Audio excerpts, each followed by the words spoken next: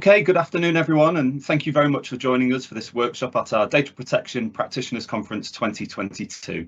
The title of this workshop is High Priority Inquiries and Policy Projects, where we'll provide you with an overview of the department and explain some key case examples and published outputs. But before we do, as an introduction, hello, my name is Stephen Wright. I'm a Principal Policy Advisor within the department, and I'm joined by my colleagues Anne Russell, who is a Group Manager in Policy Projects, and Sarah Moran, who is a Team Manager in our High Priority Inquiries team. So you'll certainly be hearing from both Anne and Sarah throughout this presentation. So a key question, why are we here? Well, the reason for us hosting this workshop is to highlight some of the great regulatory work that has been done by the HPI and Policy Projects team in many different sectors, and also to give you some examples of how we tackle novel and intrusive information rights issues. So what we'll be covering in this session. And as an overview, just as the slide loads up, just so you know what we'll be hearing about in the next 25 minutes or so, we'll be talking about an introduction to high priority inquiries and policy projects, what we are interested in as a department, what we do, and maybe what our outputs may look like.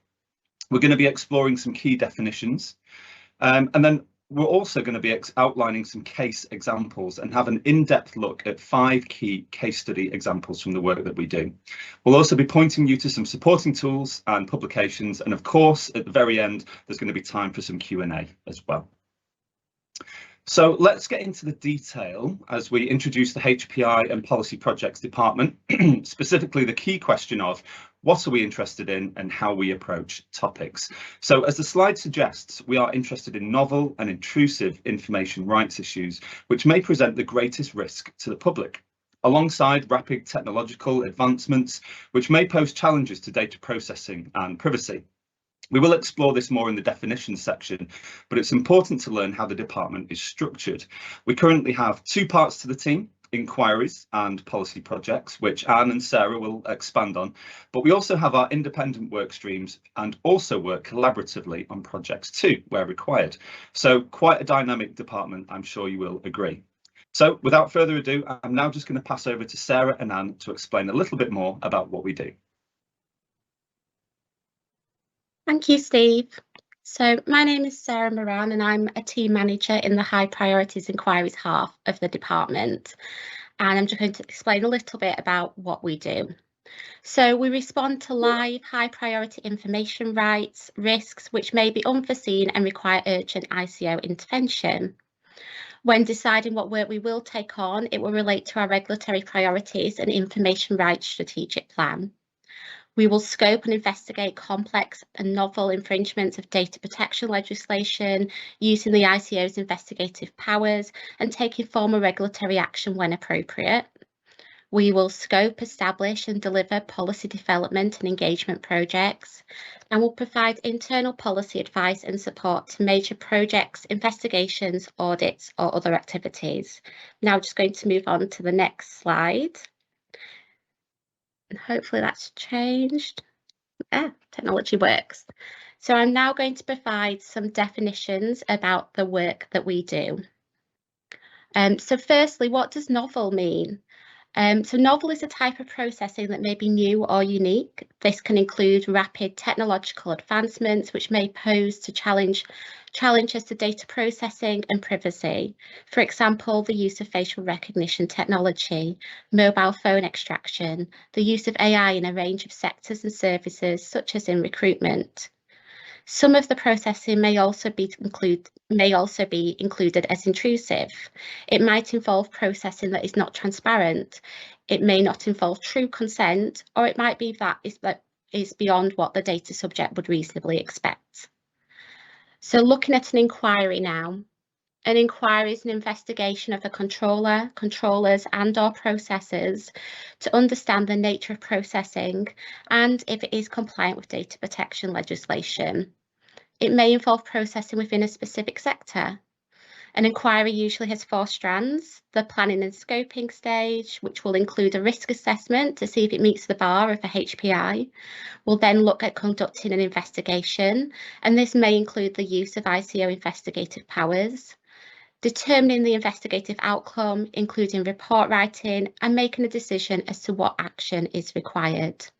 This may include the use of our regulatory powers, working with our policy colleagues to write an opinion, or further engagement with the sector to improve compliance. And I'm now going to pass on to Anne, who will explain policy projects. Thanks, Sarah. So my name's Anne Russell. I'm a group manager in the policy project half of the department. The two halves of the department work closely together. We're mutually supportive, but we deliver different kinds of outputs. So let me tell you a little bit more about what a policy project is in terms of our department. So it's a task of varying length that addresses and resolves an issue of strategic importance. It ensures that our policy work has outputs that are clearly focused, and we generally have around a dozen projects running at any one time. The delivery of the projects will vary depending on the needs of the individual project. Almost all of them will involve internal and external engagement, and there'll be tangible outputs, which is really key, such as producing a toolkit or recommendations for future activity or an opinion. We'll be telling you more about some of our projects in more detail, and I'm going to now hand over to Steve for the first one. Thank you very much, Anne. I'll just move over the slide. Thank you. So the first of the case study examples that we want to highlight today is that of live facial recognition technology. Now, I know there are plenty of examples in recent years of the ICO's interest in this technology, so you probably won't need reminding, but for those that are not aware, some of the standout HPI involvement includes 2 published commissioners' opinions on live facial recognition in public places by both law enforcement under Part 3 of the DPA 2018 and also by organisations utilising the broader UK GDPR regime for non-law enforcement use. Now, these opinions identified the key data protection issues that LFR raises when deployed in public places and set out some of the key legal requirements for controllers too. So in terms of facial recognition technology specifically, our Commissioner's opinion on the UK GDPR use called for industry to put data protection by design and default approach at the heart of any new developments, take steps to address and reduce the risks of bias and discrimination in LFR systems and the algorithms that power them, be transparent about the effectiveness of LFR systems and consider perhaps adopting common standards to assess and describe their statistical accuracy, and finally to educate and advise controllers on how systems work and be transparent about the potential data protection obligations that controllers need to meet. So there was also focused intervention in both of the judicial review and the Court of Appeal cases for South Wales Police's use of the technology. The ICO's office in Wales is the first point of contact for Welsh police forces, so colleagues in the Wales office have been heavily involved in this work stream since South Wales Police first deployed LFR in 2017. South Wales has benefited from HPI products such as the Commissioner's opinion on LFR and the subsequent engagement it has had with our Welsh Regional Office and HPI teams. Now, we also want to highlight publication of the ICO's updated video surveillance guidance, which replaced its CCTV code of practice at the same time and in consultation with the Biometrics and Surveillance Camera Commissioner, who also updated their own surveillance camera code. So as a key message, really, building public trust and confidence is really essential to ensuring that the benefits of any new technology can be realised.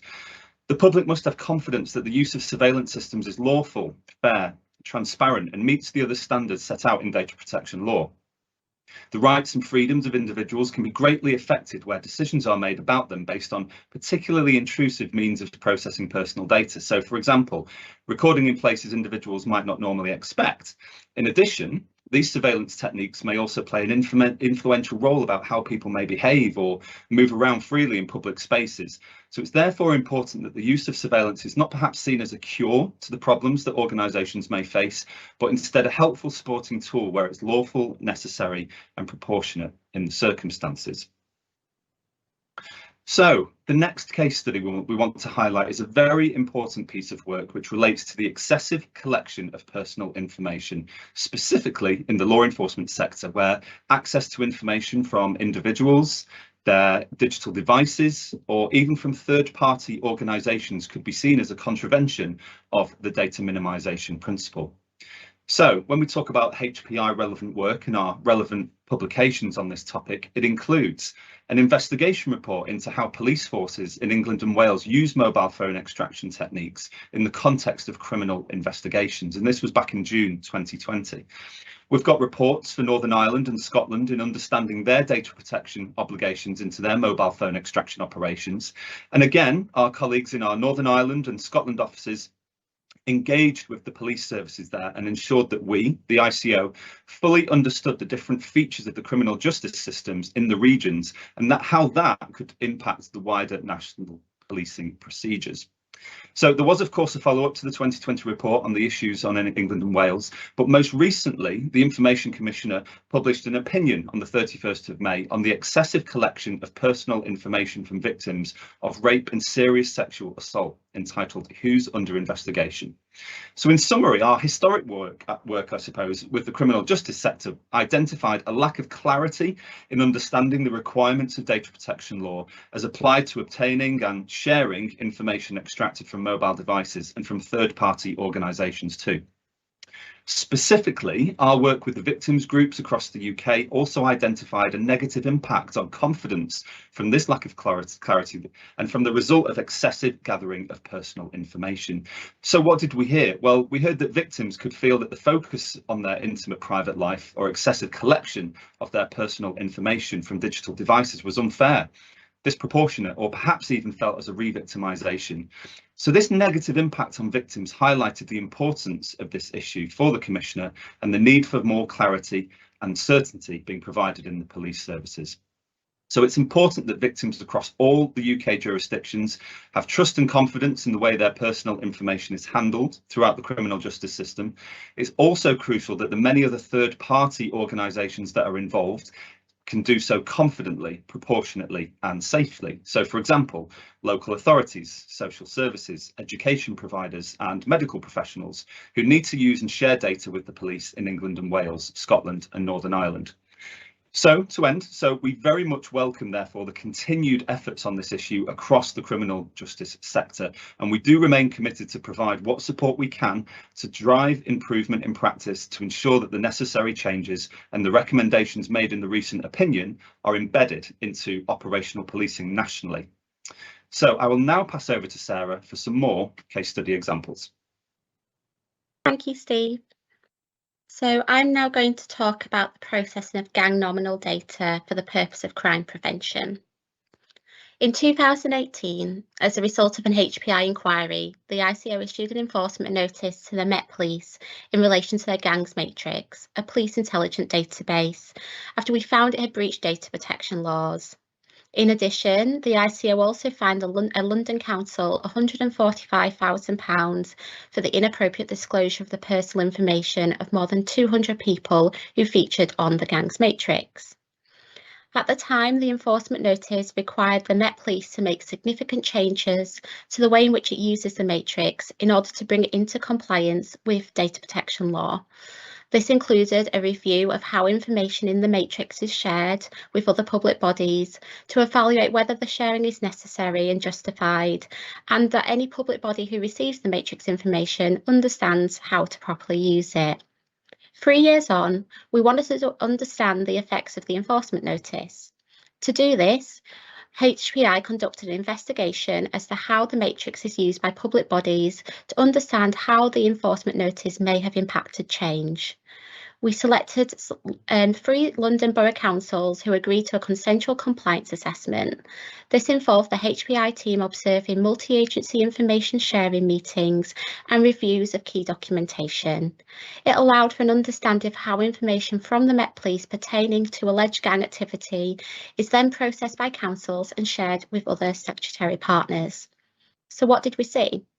Well, in all the meetings we observed, we did see good compliance practices. Ahead of all meetings, security and confidentiality was discussed, with the chairs of the meetings reading out confidentiality statements, which had also to be prior signed by attendees. During the meetings, data minimisation was observed, with information sharing being limited to what was necessary. Case lists were small, and there was a clear reason why individuals were included on those case lists, for example, as a result of a recent criminal activity.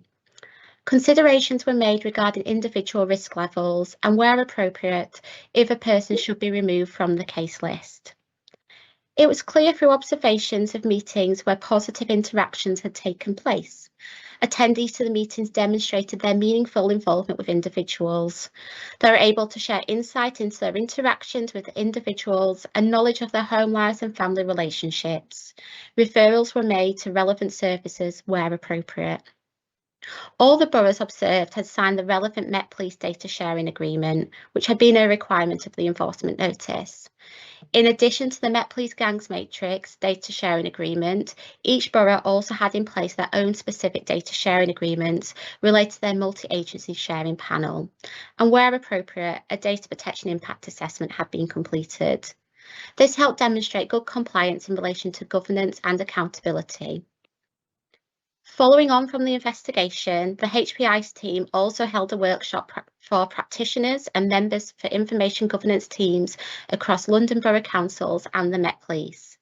The aim of the workshop was to provide reassurance around data sharing for the purpose of crime prevention.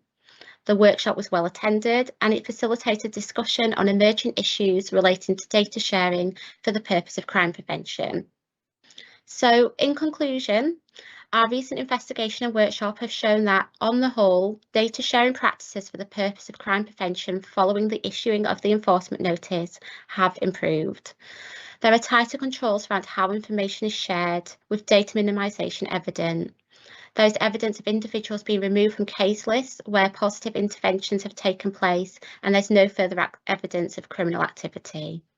The quality of data being shared has consequently improved, meaning that more interventions are able to take place. And I'm now going to pass over to Anne.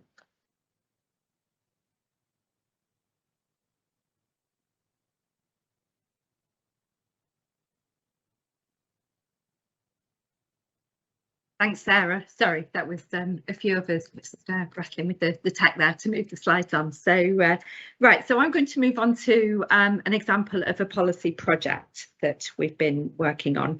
And the one I want to share with you first of all is about data sharing in health. So this project took a deep dive into identifying the key challenges experienced by healthcare providers when sharing data. We're always interested in building our knowledge of the realities that practitioners are experiencing when applying the legislation. And so for this project, we achieved this by asking DPOs working within the NHS to respond to an online survey. Findings from the survey showed that lack of early engagement with information governance department could undermine the ability to share information. A further factor that rose to the top of reasons that could be a blocker to sharing was if there hadn't been a clear application of sector and regulator guidance in planning the processing. And there were some other issues involved as well, which involved sort of cultural issues and complexities around systems that were in place. So the findings from that survey will inform the ICO's policy work in this area, and we've already shared the findings with NHS stakeholders. We've also published a number of case studies, and you can find those on our data sharing information hub. And these case studies highlight ways in which healthcare organisations can overcome challenges in order to securely and confidently share data. As many of you will know, health has devolved across the UK, so the ICO's regional offices are the main points of contact with their health stakeholders. The underpinning legislation, the infrastructure, is different from one part of the UK to the next. So HPI colleagues draw on the colleagues in the different nations of the UK for any issues that affect those nations. And that's an invaluable resource, and I'm guessing that quite a few of you at the conference today will have benefited from that expert knowledge from our colleagues in that department. Okay, so to move on to the next slide. Okay, so still sticking with health, I want to talk to you about COVID status certification, or vaccine passports as they became more commonly known. So in response to the pandemic, HPI has also collaborated with the ICO's offices in Belfast, Cardiff and Edinburgh.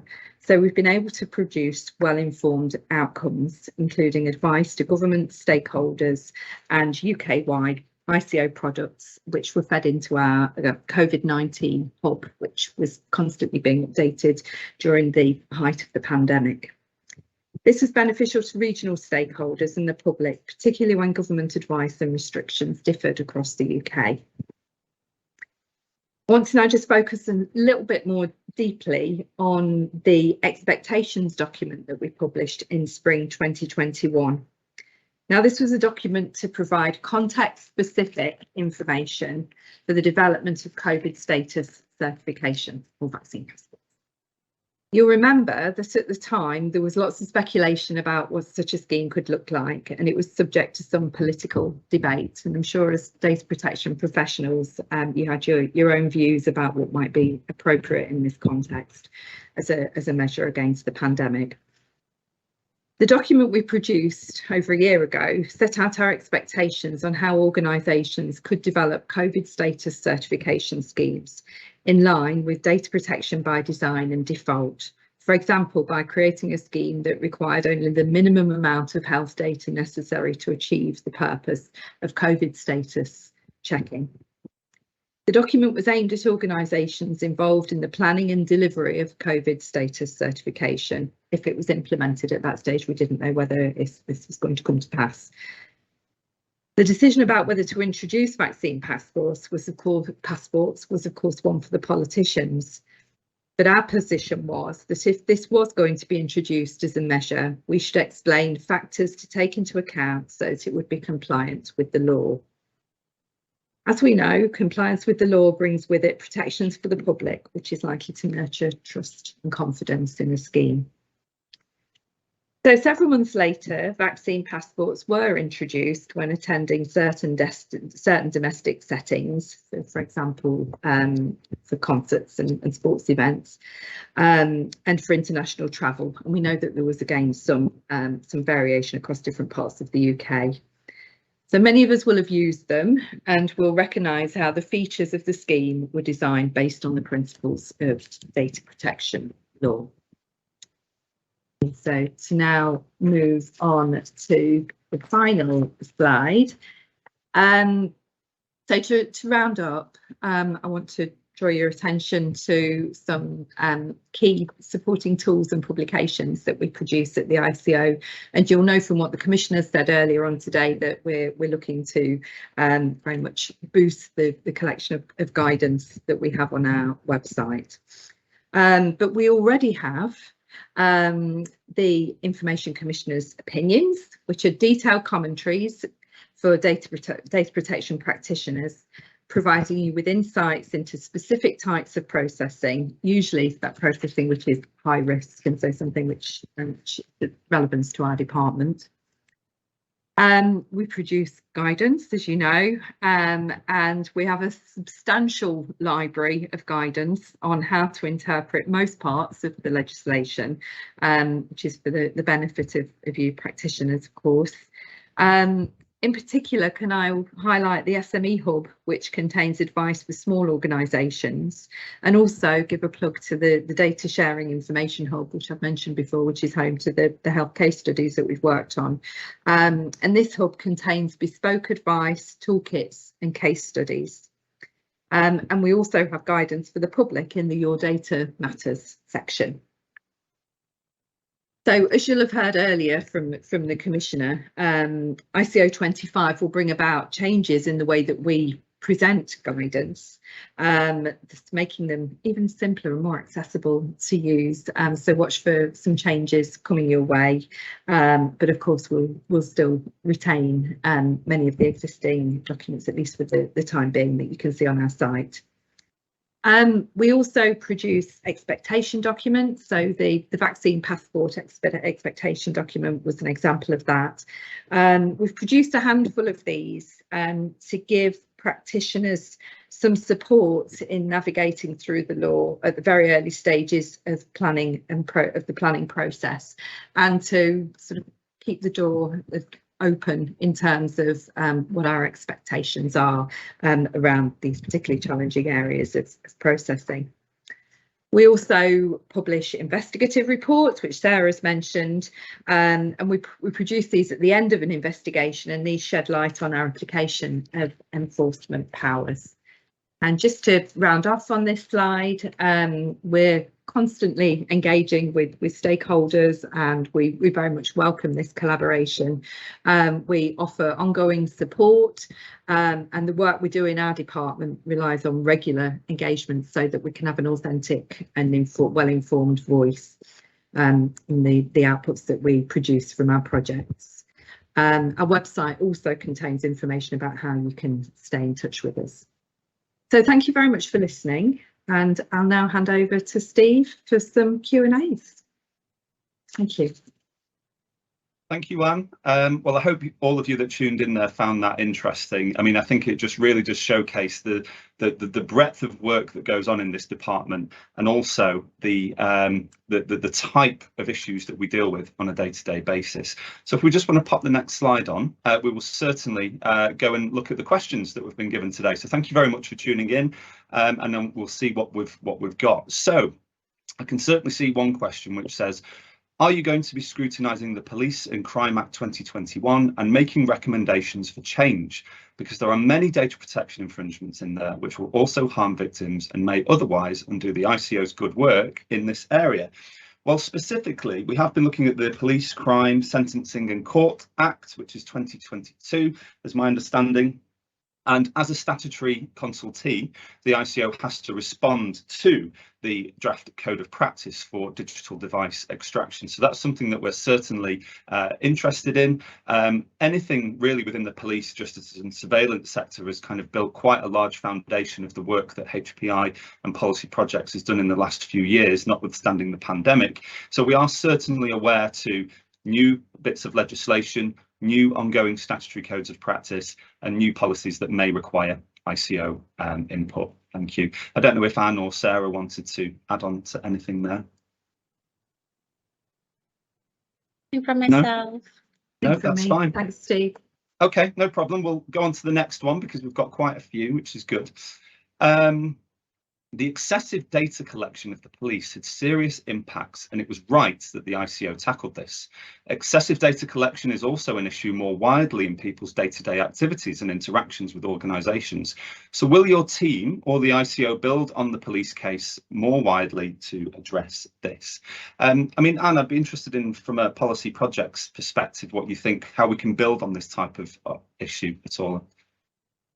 I mean, it's excuse me, certainly potentially something that we can look into. I think that what we're always trying to do when we're deciding on which policy projects we should be developing is we want to look at the level of risk that it potentially causes to most individuals and the severity of that risk.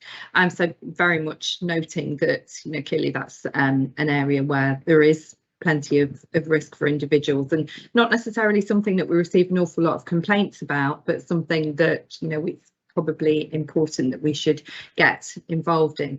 I should probably also mention that we work closely with very closely with another team at the ICO, which is the Relationship Management Service, and they have routine links with key stakeholders across many sectors, including policing, and so those sort of issues might be, well, you know, I know certainly retention is something that they routinely talk to some of those key stakeholders about.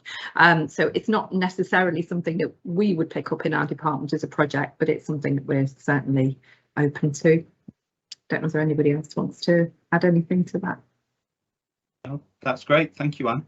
And mindful of time, because we've got lots of questions coming in, so we can answer as many as we can. And if we can't within this session, obviously we will look to try and answer those afterwards in any publication that we do after the DPPC.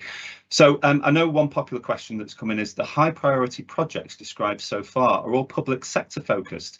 Do the ICO have any high priority projects that are focused on the private sector, or perhaps do we have any interests in the private sector? I'm sure that we do. Sarah, just speaking from the HPI team. Is that something that you want to comment on? Yeah, I think it's been by chance really that some of our published work to date has been public sector. We certainly do look at the private sector, and if anybody heard John's ICO 25 speech the other day, you'll know that he referenced AI in recruitment, which is an area that we're looking at and would involve private sector work. It's also worth noting that one of the live facial recognition opinions that was referenced by Steve earlier also referred to private sector as well. So yeah, when we take on work, it is based on risk assessment, and it's been chance to date that some of the work has been public sector. Thank you, Sarah. I was just going to add as well, just to sort of pull the curtain back a little more on the structure of the ICO. Whilst we don't rule out doing projects which are focused on the private sector, and quite often, as Sarah said, those where there's new and novel technology being used, then there's often a private sector interest there. For example, we engage with manufacturers of tech companies, but we also, again, the relationship management service would be engaging with some of the big financial companies, for example, finance and insurance, and we've also got a dedicated digital economy team that engages with the big tech companies. So yeah, point taken that probably we are a little skewed at the moment towards the public sector, but that doesn't mean, of course, that the ICO's neglecting some big issues there. Also, of course, the SME Hub does a lot of work that directly benefits the private sector. Thank you, Anne. One question that caught my eye was, how do you decide what work your team takes on as an inquiry or project, and how do you become aware of these issues? And I think that's kind of a broader question about, well, how does the ICO learn about some of these matters? I mean, we have to be a very reactive organisation, but we also have to be proactive as well. We have, many routes of kind of outward-facing intelligence that we look at.